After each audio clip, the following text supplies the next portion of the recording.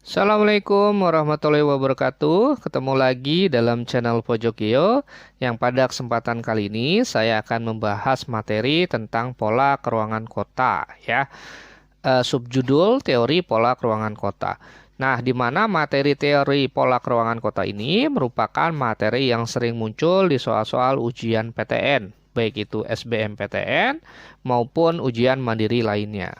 Ya, langsung saja kita bahas materi teori pola keruangan kota. Nah, sebenarnya teori pola keruangan kota ini merupakan teori yang sangat banyak ya yang digunakan atau dipakai oleh para ahli perencanaan kota ya. Cuma pada kesempatan kali ini yang kita bahas adalah tiga saja ya, tiga teori saja ya, di mana teori ini yang sering muncul ya di soal-soal PTN. Nah, yang pertama adalah teori konsentris ya, atau sering disebut sebagai model konsentrik ya, atau konsentrik model atau konsentrik teori. Nah, teori konsentris ini dikemukakan oleh seorang sosiolog perkotaan ya yang bernama Ernest Watson Burgess ya pada tahun 1924 ya. Nah, teori konsentris berasal dari penelitiannya si Burgess ini ya mengenai kota di Chicago ya, di mana hasil penelitiannya yang berjudul The Growth of City: An Introduction to Research Project ya, yang dibukukan dalam sebuah buku berjudul The City ya bersama peneliti yang lain yaitu Robert E. Park dan Roderick D. Mackenzie ya, bahwa teori konsentris ini menyatakan perkembangan suatu kota itu berasal dari titik pusat ya, atau satu pusat yang yang berada di tengah, kemudian dia berkembang menjadi lingkaran seperti lingkaran-lingkaran konsentris gitu ya. Di mana teori konsentris ini dia memiliki asumsi dasar ya. Bahwasanya kalau kita bicara tentang teori itu pasti memiliki dasar asumsi atau dasar anggapan-anggapan tertentu agar teori itu terpenuhi ya atau berlaku gitu ya.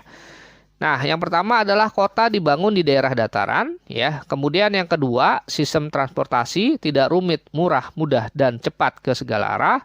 Kemudian yang ketiga, nilai tanah tertinggi di pusat kota dan menurun semakin jauh dari pusat kota. Kemudian yang keempat, bangunan tua berada di dekat pusat kota. Penduduk miskin harus tinggal di dekat pusat kota karena mereka tidak mampu membayar biaya transportasi. Nah, kemudian yang kelima adalah tidak terjadi konsentrasi industri berat. Nah, kalau kita lihat model atau bentuk dari bentuk ruangan ya dari teori konsentris itu dia seperti ini. Nah, jadi berdasarkan teori ini ya, bahwa kota itu berkembang seperti lingkaran-lingkaran konsentris ya, mulai dari tengah di sini ya. Dari tengah nomor satu ya yang disebut loop ya atau CBD, kemudian nanti ke nomor 2 ya zone of transition, kemudian ke nomor 3 ya zone of working man's home, kemudian nanti ada nomor 4 ya residential atau middle class zone, kemudian yang kelima adalah commuter zone gitu ya. Jadi teori ini berlaku ya atau lingkaran konsentris ini berlaku ketika kota itu dibangun di daerah dataran ya. Nah, karena kalau dia tidak dibangun di daerah dataran maka tidak mungkin ya kota itu berkembang seperti lingkaran konsentris seperti ini ya. Misalnya kota itu dibangun di daerah pegunungan, perbukitan ya. Itu secara alami tidak mungkin terbentuk lingkaran konsentris ini ya karena pasti menemukan hambatan-hambatan ya sehingga nanti sistem transportasinya itu tidak jadi rumit ya, bukan menjadi tidak rumit, cuma jadi rumit ya karena tidak mudah membangun sistem transportasi di atas relief yang bergunung ya atau berbukit ya atau bergelombang dan seterusnya gitu ya, sehingga teori ini berlaku ketika kota itu dibangun di daerah dataran ya, secara morfologi dia datar atau bentuk permukaan buminya dia datar ya. Kemudian karena datar tersebut maka sistem transportasinya menjadi tidak rumit ya, kemudian murah dibangun ya, mudah dan cepat ke segala arah gitu. Nah, dari sini nanti kalau kita lihat ya urutan nomor 1, 2, 3, 4, dan 5, di mana nomor 1 itu merupakan daerah jantung kota atau loop atau central business district ya. Sehingga nilai tanah tertinggi itu berada di pusat kota ya. Kemudian nanti menurun semakin jauh dari pusat kotanya ya. Karena tentu saja kalau kita bicara nilai tanah pasti berbanding lurus ya, berbanding terbalik ya dengan jaraknya ya. Nah, misalnya kalau dia semakin dekat dengan pusat kota, ya atau jaraknya makin pendek maksudnya, maka nilai tanahnya menjadi tinggi ya. Dan sebaliknya, kalau dia jauh dari pusat kota, maka nilai tanahnya menjadi semakin rendah ya. Dia berbanding terbalik dengan jaraknya ya ke pusat kota gitu ya. Nah, kemudian bangunan tua berada di dekat pusat kota, yaitu di daerah zone of transition. Ya, nanti saya jelaskan ya isi dari zone of transition itu apa aja gitu ya. Kemudian tidak terjadi konsentrasi industri berat. Ya, di sini tidak ada konsentrasi industri berat atau heavy manufacturing gitu ya. Nah, kalau kita lihat ya keterangan dari masing-masing zona ini ya. Nah, kita bisa mulai dari nomor satu ya. Nomor satu itu merupakan loop ya. Jadi tadi saya bilang ya, loop ini istilah yang digunakan oleh si Burgess ya untuk menyebut downtown ya atau inti kotanya atau core of city dari sebuah kota ya. Dia nyebutnya loop gitu ya. Atau disebut juga PDK ya, pusat daerah kegiatan ya, di mana di dalam loop ini terdapat CBD ya atau Central Business District ya. Nah, kemudian yang kedua, yaitu ada zone of transition. Ini ya, zone of transition ya, di mana zona transisi ini merupakan zona yang terinvasi ya oleh perdagangan bisnis ya dan manufakturingan yang berasal dari zona nomor satu sebenarnya ya, sehingga dia disebut sebagai daerah transisi. Daerah transisi apa? Daerah transisi dari CBD atau loop mau ke pemukiman bagi para kaum pekerja atau zone of working men's home ya. Nah, jadi mau jadi pemukiman bagi para kaum pekerja tidak ideal ya, atau mau jadi CBD juga tidak ideal. Makanya dia peralihan ya, zone of transisi ya, transisi dari inti kotanya menuju ke zona pemukiman kelas rendahnya atau pemukiman para kaum pekerja gitu ya.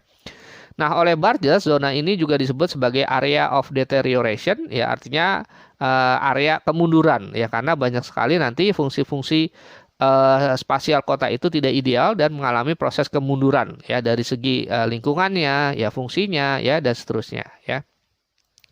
Nah, kemudian di zona transisi ini atau zone of transition ini terdapat zona-zona pabrik ya atau factory zone ya, di mana factory zone ini berfungsi sebagai industri manufaktur ya yang ada pabriknya ya, industri manufaktur, industri pengolahan ya, di mana fungsi pabrik ini mengolah bahan mentah yang menjadi bahan mentah menjadi bahan baku ya, kemudian menjadi barang setengah jadi maupun barang jadi ya dan seterusnya gitu ya. Kemudian terdapat perumahan penduduk pribadi warisan masa lampau ya, di mana perumahan ini ya kebanyakannya itu telah diubah menjadi perkantoran atau pertokoan ya, karena memang tadi saya bilang di dalam zona transisi ini secara fungsi dia tidak ideal karena dia transisi dari pusat ya atau loopnya CBD-nya menuju ke pemukiman ya kelas rendah gitu ya, sehingga nanti fungsinya itu tidak ideal ya, mau jadi perumahan pun nggak jadi, mau jadi perkantoran pun tidak ideal juga gitu ya. Jadi separuh-separuh gitu ya. Nah, kemudian terdapat slum area dan badlands ya atau area-area kumuh ya, lahan-lahan buruk ya, di mana di dalamnya terdapat wilayah kemiskinan, kemunduran dan penyakit gitu ya. Tentu saja teori konsentris ini ya, kita bicara tentang teori konsentris yang pada waktu itu berlaku di Chicago tahun 1924 gitu ya. Artinya kalaupun ada teori konsentris sekarang itu secara secara spasial ya, ciri-cirinya itu tidak mesti sama ya dengan teori konsentris ya yang berlaku pada tahun 1924 gitu. Karena kan setiap kota itu memiliki ciri-ciri atau karakteristik yang khas gitu ya. Oke, kemudian yang selanjutnya, bahwa di dalam zona transisi ini terdapat ghettos ya atau penampungan bagi para pendatang baru ya serta penghuni sementara ya. Di sini kita lihat ya pada kasus Chicago tahun 1924 di sini ada German ghettos gitu ya, ada German ghettos ya. Nah, kemudian terdapat underworld rumor ya, di mana zona ini zona kegelapan ya, karena banyak terjadi kenakalan remaja ya, juvenile delinquency, kemudian kejahatan ya serta pelanggaran hukum gitu ya. Nah, kemudian nomor 3 ini disebut sebagai zone of working men's home ya atau zona perumahan para pekerja atau zona pemukiman kelas rendah atau buruh gitu ya. Nah, zona pemukiman kelas rendah ini tentu saja secara posisi dia pasti dekat dengan tempat dia bekerja ya, di mana para kaum pekerja di nomor 3 ini dia bekerja di factory zone ya yang berada di daerah nomor 2 atau zona nomor 2 gitu ya. Nah, sesuai dengan asumsi Burgess tadi bahwa kaum miskin itu dia tinggal tidak jauh dari tempatnya bekerja gitu ya untuk mengurangi biaya transportasi. Nah, kemudian nomor 4 ada residensial atau middle class zone ya atau zone of middle class housing ya atau zone of better residence ya atau zona pemukiman kelas menengah. Nah, jadi secara kualitas pemukiman ya, zona di nomor 4 ini sudah lebih baik ya dibandingkan dengan zona di nomor 3 gitu ya. Secara pemukiman gitu ya, kualitas pemukiman. Nah, kemudian nomor 5 itu adalah commuter zone atau zona pengelaju ya di mana zona komuter ini atau commuter zone ini banyak dihuni oleh kaum-kaum golongan kelas atas ya, maka sering disebut juga zone of high class residential ya atau zona dari pemukiman kelas atas gitu ya. Nah, kemudian selanjutnya ya ada teori sektor ya di mana teori sektor ini dikemukakan oleh Homer Hoyt pada tahun 1939 ya. Nah, adapun asumsi yang digunakan oleh Homer Hoyt ya ketika dia mencetuskan teori sektornya, yang pertama adalah beberapa asumsi yang dilakukan oleh Burgess itu juga digunakan oleh Hoyt ya, misalnya secara topografi atau morfologi ya tentu saja kota itu berkembang di daerah dataran misalnya gitu ya dengan sistem transportasi itu tidak rumit ya, murah, mudah dan ke segala arah ya dan seterusnya. Nah, tetapi ia juga menambahkan asumsinya sendiri ya di mana orang kaya itu akan memilih tempat-tempat terbaik ya, pemukim kaya bisa membayar biaya transportasi untuk menjauhi daerah industri ya. Nah, ini adalah tambahan dari asumsinya si Hoyt ya. Nah, kalau kita lihat ya bentuk dari teori sektor itu seperti ini ya secara keuangan ya, bentuknya seperti ini. Jadi kalau kita lihat ya nomor 1 itu merupakan daerah pusat kegiatan ya DPK atau CBD ya Central Business District ya. Kemudian nomor 2-nya itu dia Zone of Wholesale Light Manufacturing ya atau zona perdagangan dan manufakturingan gitu ya. Kemudian nomor 3-nya ini adalah zona pemukiman kelas rendah. Ya, nomor 4-nya zona pemukiman kelas menengah, kemudian nomor 5-nya adalah zona pemukiman kelas tinggi atau kelas atas ya. Nah, yang disebut sektor itu yang seperti bentuknya seperti potongan kue tart ini ya. Misalnya di nomor 2, nomor 3 ya, nomor 5 ya. Ini yang disebut sebagai sektor. Nah, arti sektor sendiri itu adalah jaringan transportasi ya. Jadi maksudnya adalah menurut si Hoyt itu kota itu tidak selalu ya bentuknya perkembangannya seperti konsentris ya seperti yang dikemukakan oleh Burgess ya tetapi pada zona-zona tertentu dia dapat berkembang sepanjang jalur transportasi ya seperti nomor 2, nomor 3 dan nomor 5 gitu ya. Nah, bahwa teori sektor ini sebenarnya karya yang memperbaiki dan melengkapi teori Burgess ya dan bukan merupakan perubahan yang radikal ya dari teori konsentrisnya. Dia hanya menambahkan dan memperbaiki. Ya, di mana kalau kita lihat tadi ya bahwa dalam model si teori sektor ini ya ada dua unsur, yaitu persebaran penggunaan lahan secara sektoral, ya, yang tadi saya jelaskan, ya, nomor 2, nomor 3, dan nomor 5, ya, ini secara sektoral, tetapi masih ada juga yang dia perkembangannya itu secara konsentris, ya, yaitu di nomor 1, 3, dan 4, ya. 1, 3, dan 4 itu masih kecenderungannya konsentris, sedangkan 2, 3, dan 5, ya, sebagian, ya, itu dia sektoral gitu ya. Di nomor 3 ini dia ada dua ya perkembangan, ada yang masih konsentris di satu sisi, ada yang sektoral di sisi yang lain gitu. Ya. Jadi dia memperbaiki dari teori konsentrisnya Burgess ya.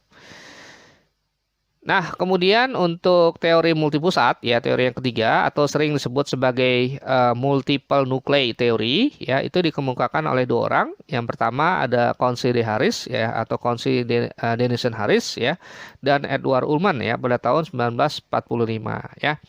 Di mana ya asumsi yang digunakan oleh Council D. Harris dan Edward Ullman adalah yang pertama kota modern itu memiliki struktur yang kompleks ya dari yang diajukan Burgess dan Hoyt. Ya, jadi menurut si teori multipusat ini ya bahwa kota modern itu berkembang itu tidak melalui satu inti ya, tetapi dari banyak inti gitu ya, sesuai dengan asumsinya nomor 2 ini ya, kota tidak tumbuh dari satu pusat ya, tetapi dari inti-inti atau nukleus yang bebas atau independen ya. Jadi itu intinya banyak ya, makanya sering disebut sebagai multi-center teori gitu ya, bukan monocentric ya, tapi multi-centric ya teori gitu.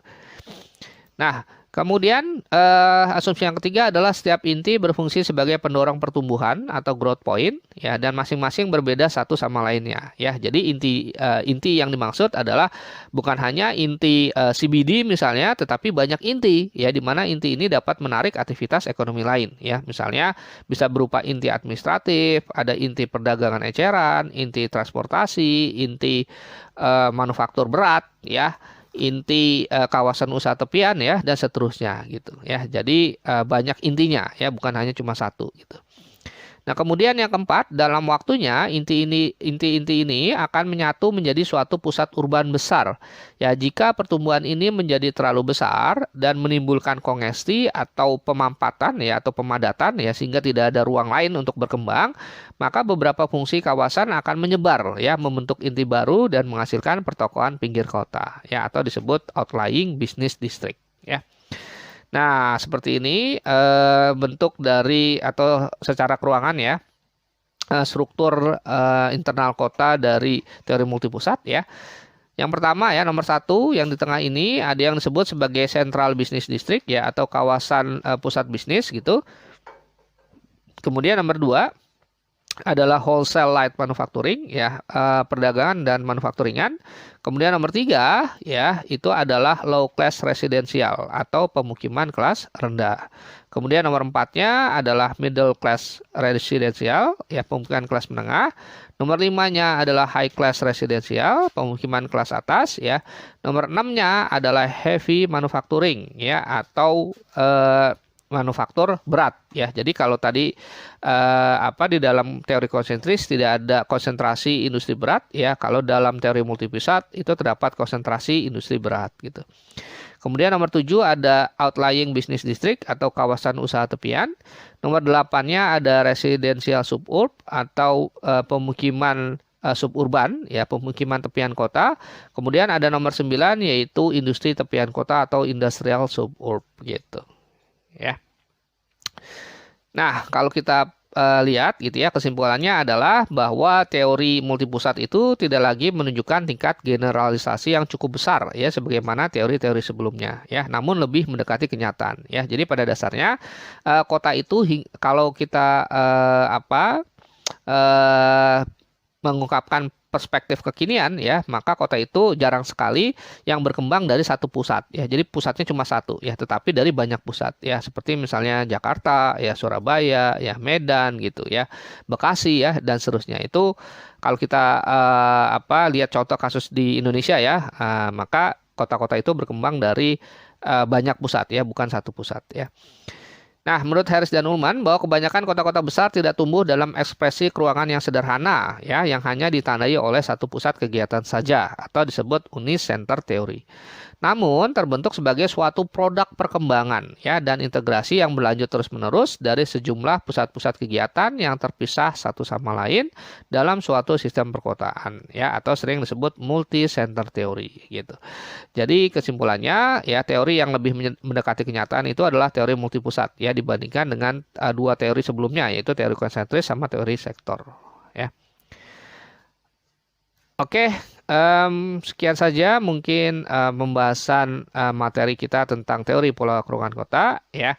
Kurang lebihnya mohon maaf ya. Saya akhiri dengan bacaan hamdalah alhamdulillahirabbil alamin. Billahi taufiq wal hidayah. Wassalamualaikum warahmatullahi wabarakatuh. Sampai jumpa lagi.